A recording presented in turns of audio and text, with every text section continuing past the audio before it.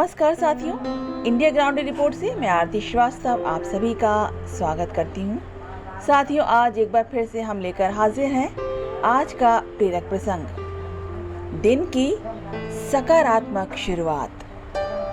और आज के प्रेरक प्रसंग का शीर्षक है अन्याय के सामने कभी न झुकें। एक बार की बात है जब बाल गंगाधर तिलक छोटे थे और स्कूल जाया करते थे। तब एक दिन उनकी कक्षा में कुछ लड़कों ने मूंगफली खाकर छिलके वहीं फेंक दिए, जिसकी वजह से पूरी क्लास गंदी हो गई थी और देखने में बिल्कुल अच्छा नहीं लग रहा था। परंतु तिलक छोटे थे, वो कर भी क्या सकते थे। उन्होंने सिर्फ अपनी किताब पर ध्यान दिया और पढ़ते रहे। कुछ समय के पश्चात जब वहां पर अध्यापक आए और उन्होंने जब इस प्रकार की क्लास को गंदा पाया तो वो बहुत क्रोधित हुए और उनके पूछने पर किसी ने भी नहीं बताया कि क्लास किसने गंदी की। अध्यापक ने सबको छड़ी से मारना शुरू कर दिया। पहली पंक्ति के सभी बच्चों ने मार खाई, उसके बाद दूसरी पंक्ति के सभी बच्चों ने मार खाई।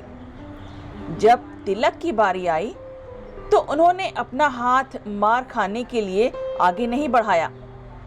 अध्यापक के कहने पर उन्होंने कहा, मैं क्यों मार खाऊं, मैंने तो क्लास गंदी नहीं की है।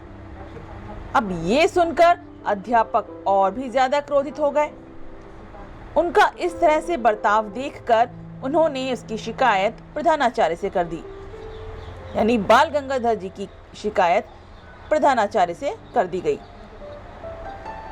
प्रधानाचार्य ने उनकी शिकायत उनके पिताजी से कर दी। अब अगले दिन उनके पिताजी को विद्यालय आना पड़ा और उनसे पूछा गया कि आपका बच्चा ऐसी हरकत करता है और दंड पाने के लिए उसने अपना हाथ भी आगे नहीं बढ़ाया। उनके पिताजी ने जवाब दिया, वो मूंगफली नहीं खा सकता क्योंकि उसको खरीदने के लिए उसके पास पैसे नहीं थे।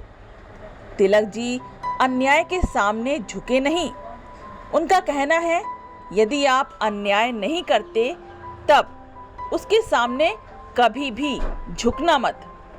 यदि उस दिन तिलक जी मार खा जाते तो शायद उनका साहस वहीं पर समाप्त हो जाता और वो जीवन में कभी भी सेनानी ना कहला पाते।